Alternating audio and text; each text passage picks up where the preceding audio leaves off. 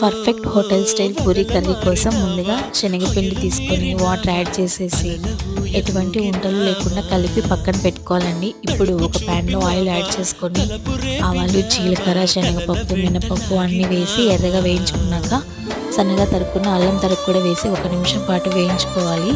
ఇప్పుడు కారానికి తగినట్టు పచ్చిమిర్చి, కరివేపాకు కూడా వేసి వేయించుకున్నాక సన్నగా తరుక్కున్న ఉల్లిపాయ ముక్కలు కూడా వేసేసి కొంచెం ఉప్పు కూడా వేసి కలిపి మూత పెట్టి ఉల్లిపాయ ముక్కలు ఒక 50% మగ్గనివ్వాలండి.